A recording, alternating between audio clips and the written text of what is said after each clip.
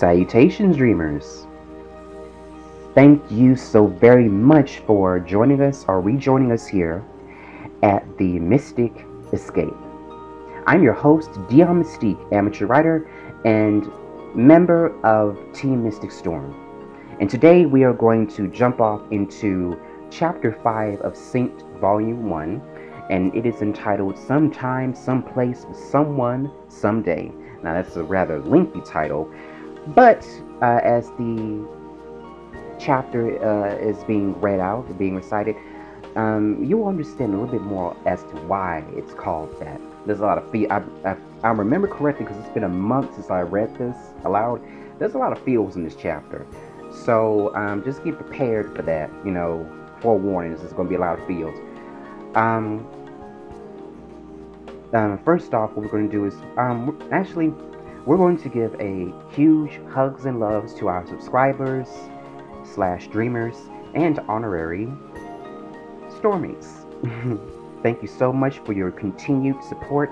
To any and all new subscribers and old subscribers, thank you for staying with us, and thank you for making this experience all the more fun and more comfortable. Your love is appreciated. Big hugs and big loves to you. All right, now what we're going to do is, first off, we're going to take a little preparation break, is what we'll call it. 10 seconds on our end, however long you need on your end. You know, get settled down and relax. We want to make sure that you're comfortable here when you're listening to the material that is presented to you at all times. You know, so just get any comfort you want. Comfortable chair, in a bed, munchy, sippy, smoky, or whatever you need, honey. And get right back to us. Okay, so we're going to pause the video in 3, 2, 1. Pause it.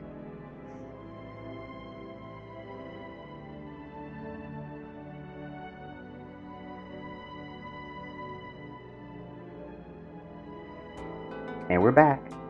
Thank you for staying with us, and we are going to jump right into Chapter 5. Here we go. And remember, be free, be open-minded, and love each other. Alrighty. Here we go. In 3, 2, 1. News of several violent instances has surfaced in the hours that have passed. Whirlwind City, among many other locations around the globe, is in a state of social unrest.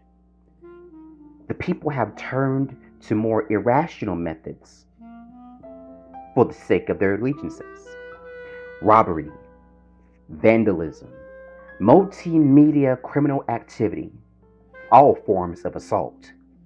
The list goes on and on, a series of events that have the knighthoods backed into tight corners, their every gesture condemning their enemies.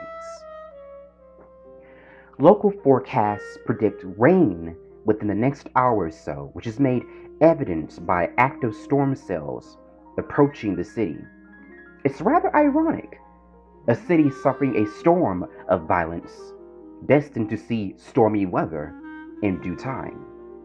Even a stray hound, homeless and masterless, can sense blood in the air, a sensation that's insufferable to its canine nostrils. So much death. Around every corner, one can find an active team of professionals tending to one or several unidentified cadavers. This fractured reality has definitely become hell on earth, and it seems to decay more and more by the second. A terrifying world indeed. One of the many refuges in Whirlwind City, a mansion stationed on the far east side of the city, is where our story takes place. A lavish, well-defined colossus of pearls, whites, peaches, and gradations of green that would impress anyone at first sight. However, this is only a facade to keep the truths therein a secret to all beyond its gates. Welcome all to McPhee Manor, home of trillionaire Abel Knightley McPhee Esquire, and his wife, Arthur Wilhelmina Summerland McPhee.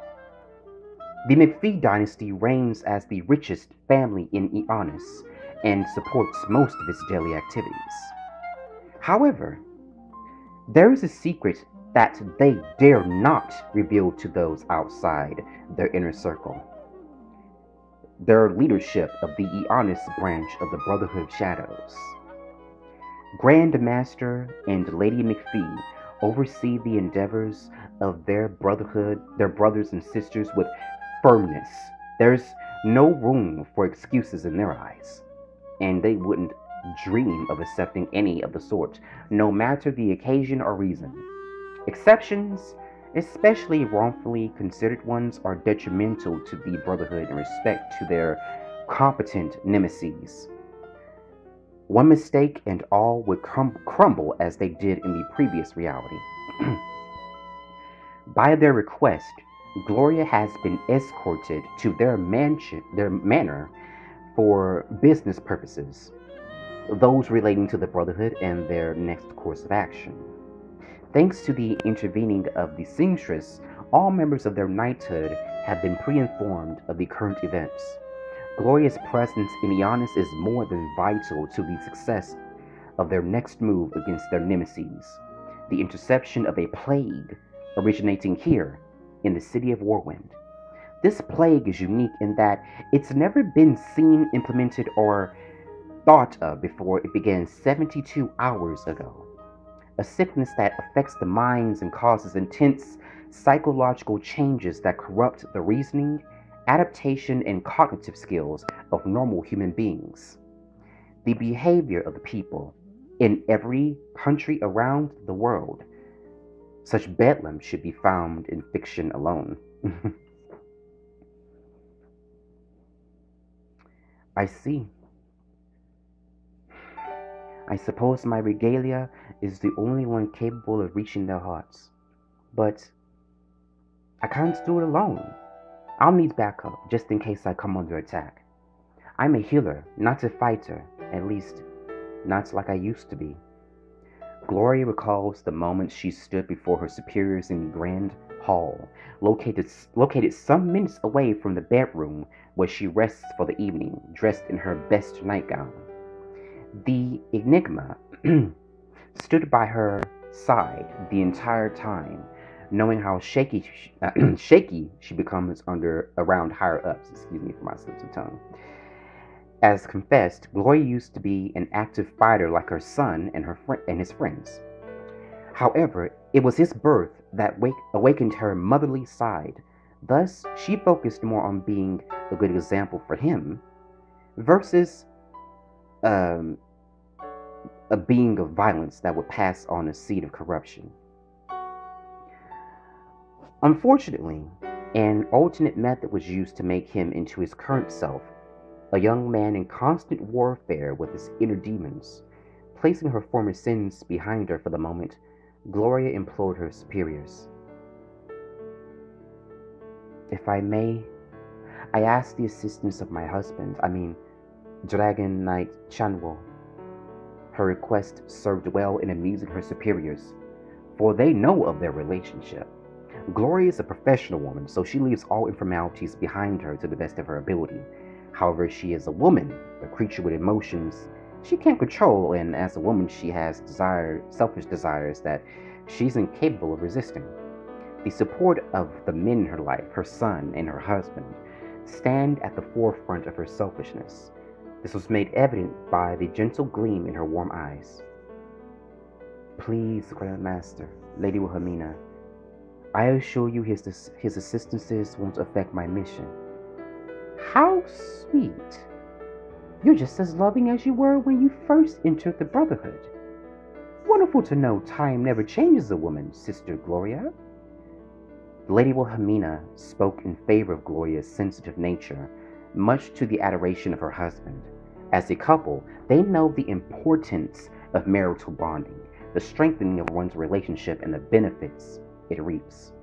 The Grand Master, a man robbed of sight and words, smiled in response to his wife's consideration.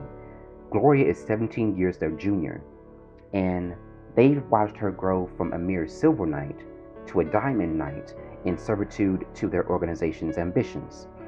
Yes, Gloria is among several diamond knights, possessing halodomes that bless them with godlike powers. The abilities of Diamond Knight Gloria are undoubtedly necessary to the mission at hand. She knows this, and that's why she left Uvenia on short notice, since her peers are elsewhere tending to urgent global instances. I see. Very well, darling, I'll let them know. Lady Wilhelmina returned her attention to her underlings after giving her husband eye contact for several moments. The Grand Master approves your request, Sister Gloria, on one condition. You must also take the assistances of the Crane and Jaguar Knights. Both will be joining you come the morning hour, after the rain has passed. Now, before you say anything, dearie, the time chosen is vital. The plague must reach its summit before it can be quelled. Reach its summit? You mean? Yes, Sister Gloria. Reality itself must be in the red zone, as if the poor souls haven't suffered enough. Whoever originated this unseen famine knew what they were doing. Its composition is unnatural, beyond anything we've ever seen. I know, Lady Wilhelmina. I could feel its presence oscillating throughout the world. This plague you speak of is monstrous, like an amorphous demon that takes host of all willing to bear their lungs. So, as the only Diamond Knight in Ionis, I will bear arms against the enemy, with the help of my love and my dearest friends. Oh, and I know what you think you're doing, milady, setting us up like this. Ah, so you've caught on, have you? Good work, dearie. I say, the Queen would love you, she would, undoubtedly. A clever old girl is Lady Wilhelmina, reuniting Gloria with her husband and their closest friends for another mission. Crane Nicolette and Jaguar Okenda have been close to Gloria since their childhood, and it was through the latter that Gloria met her husband, Dragon Chanwo. To be partnered with these wonderful people again, Gloria itched with excitement at the thought of such a privilege. However, it's been a while since any of them have been active on the battlefield, so she anticipated some difficulty when in action. Please, Sister Gloria, do take our guest quarters for the evening. Lady Wilhelmina blessed, her smile implying more than what was said. Your love may take residence with you. It's been a while since you had an intimate moment, has it not? With all due respect, Milady, Grandmaster, the Enigma bowed to his superiors, showing some etiquette in the face of seniority. I love my wife, but I would never jeopardize our duty as knights. Once is enough, in my opinion. Even now, I cannot live with the pain I have given our son. I love him, but I had to hurt my son so he could be strong. I knew no other way, and I feel I may never be able to face him, even in death. The guilt and shame in the Enigma's voice. His words confessed that he is Dragon Chanwo, Gloria's husband, and Angel's estranged father. However, as he just said, his sins against his son constrain him in a way only a man of his caliber and alibi can fathom. Forgive my emotions, please. I did not mean to have a moment like that. I feel in so many ways inhuman. Lady Wilhelmina closed her eyes and extended her hand fan, somewhat overwhelmed by Chanwo's confession. As a wife and a mother, she knows the pains of parenthood and the sacrifices one is sometimes forced to make. No matter how deafening the pain of the endeavor, some things must happen for there to be progression. Now, pay attention to that part where it says that Lady Wilhelmina is a wife and a mother. That's actually kind of a twist in the story. You'll find out why she declares herself as a wife and a mother later. All right. Yet, she was incapable of bringing these feelings into a word form. Brother Chanwo, listen to me, please. This is important. A voice familiar to all in the room, that of the Grand Master, is conveyed by supernatural means. Telepathy is child's play to a knight of his status, and is his only means of communication since a battle fought long ago in his youth, one that rendered him, as his current self, a blind and mute elder gentleman. Chanwo, along with Gloria and Lady Wilhelmina, give an ear, or should we say a mind, to what the Grand Master has to say.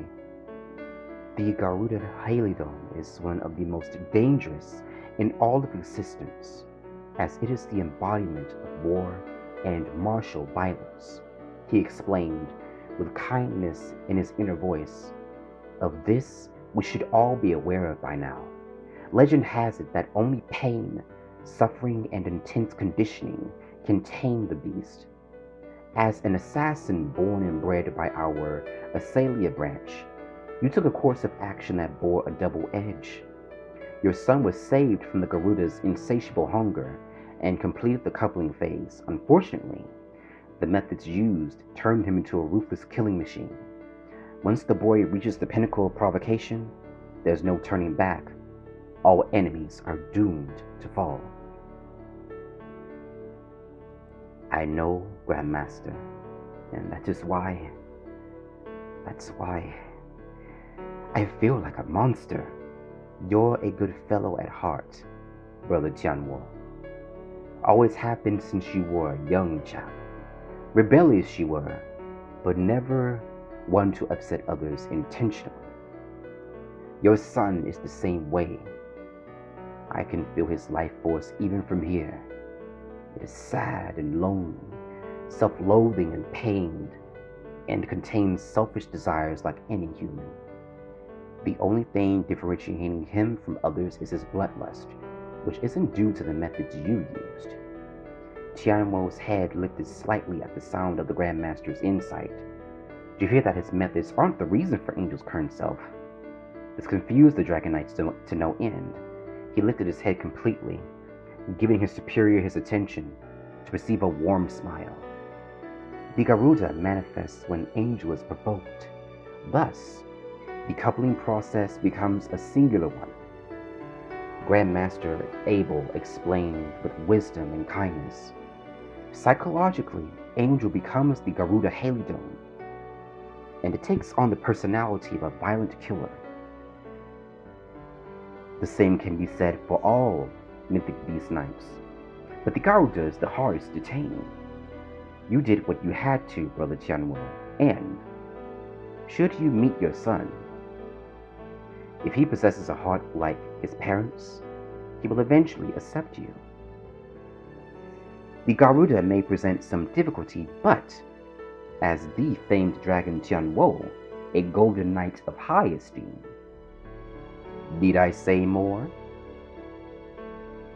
Grandmaster, the way your words came out, I would never dream of hurting my son. He is my little world, no matter how old he may become.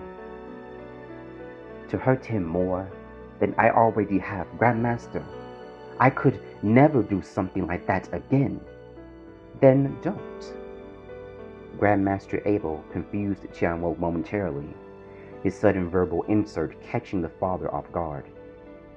Find a way to reach him without violence, young man, the elder continued. Seek his heart in a way only a father can. This should be simple enough.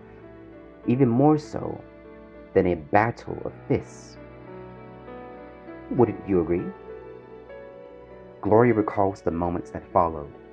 Tian Wo developed an overall expression that made it clear he was contemplating the Grandmaster's suggestion. He seemed calm, yet confused, somewhat angry, but his expressions confessed determination above all things. Although Tian Wo remained estranged for most of Angel's life, he played a significant role in assuring the safety of his family from the shadows, unbiased in his actions and staunch in his work. Gloria kept in contact with her husband throughout his endeavors, sporadically meeting with him for clandestine purposes. There have been many nights like this, but none of them are recent. Gloria and Tian Wo spending time together privately as husband and wife. After all the sins they've committed in preparation of their son's chances for victory, their roads have crossed once again, this time for a mission of great importance.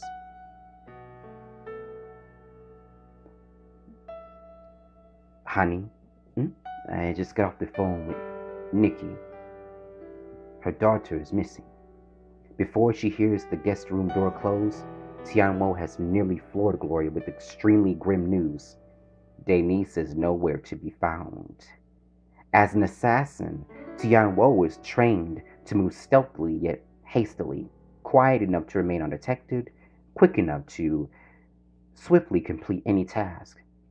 Gloria turns to her husband, who has shed his robes, cleansed his body, and redressed in a comfortable men's evening ensemble. It is raining outside now, heavily so in the greater city area. Tian Wo takes a seat on the guest room bed, a comfy pillow top big enough to accommodate 4 people. His spirit weighs heavy with concern for the Greniers.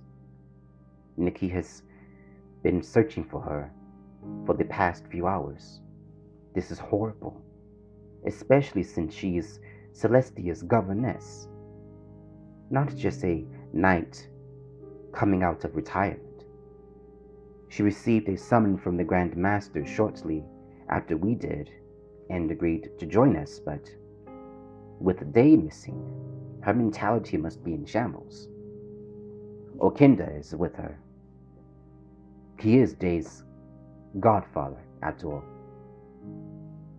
Do you think we should help them? No.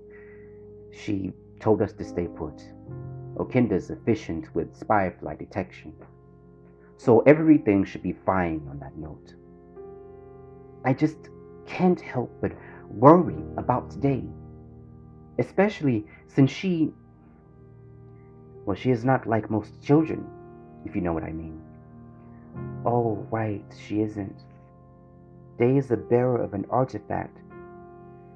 I pray no one has crossed the girl, since the artifact she carries makes her more dangerous than your average grade school kid.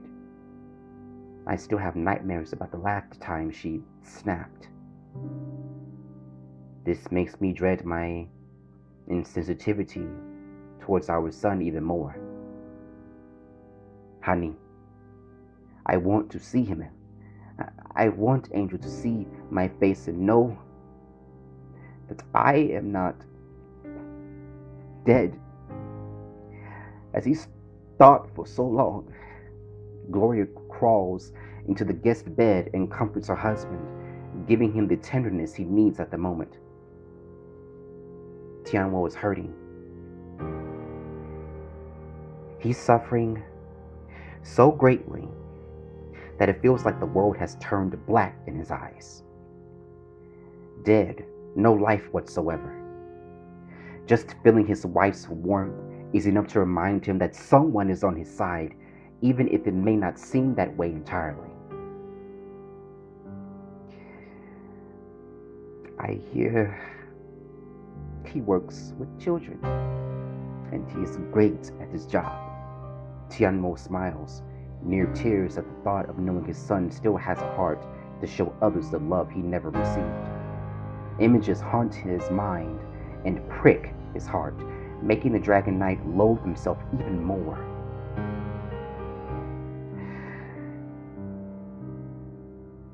I want to tell him how proud his father is.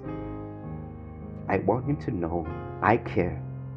I always have, and I always will.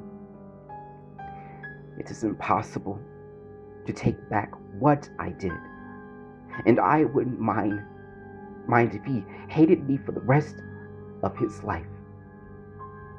But for once, I just want to tell him one thing.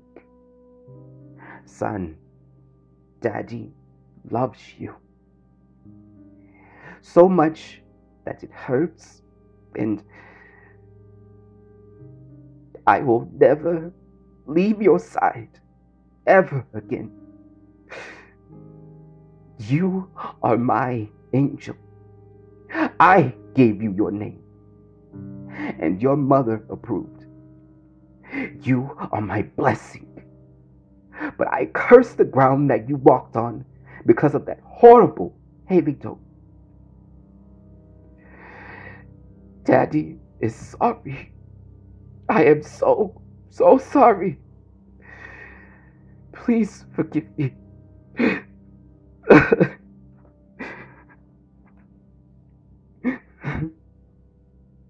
There are so many problems, personal and serious ones, in the Brotherhood of Shadows. Issues that delve beyond an average talk it over session. The same can be said for the Order. Whether fate be kind or cruel to Tianwo, he must eventually face his son and clear the dirty ground that has alienated him for most of his son's life. And if I say Order the first time instead of Brotherhood, I apologize. But that is it for the first portion of Chapter 5. I told you, feels. Man, you know, I'm good at making my voice sound as if I'm crying, but you know, I almost did start crying because, you know, as a man, you know, putting myself in Tianwo's place, as well as Gloria's place, you know, that's a lot of freaking guilt to hold on your shoulders. Placing your own child through freaking hell just to make them strong, like you're training a wild animal. You know, that's screwed up. And that's one of the main reasons why Angel is jaded so bad, along with the other Mythic Beast Knights and a lot of the Knights, because their coupling process is so fucked up, man. You know, I know it's going to be said later, but the whole process as to why they became so broken is going to be explained in future chapters. So you get to know better why Tianwo is crying his eyes out, while Gloria is like trying her best to keep it strong, and you'll understand. Oh man, the feels. I love it. But anyway, we're going to stop it here, and I'm sorry for the slips of the tongue. Like I said before, when I get into something, it's just like, oh man. Yeah, you know, when I get the slips of the tongue, I'm getting so into it. It's like, ooh. So my apologies. Okay, we're going to stop right here. RCS people, thank you so much for continuing to support us here at Team Mr. Storm, and we'll be back later with more content. And here's hoping that you enjoyed this and everything before and the content to come. So now, love you all, and remember, be free, be open-minded, and love each other. Blessings.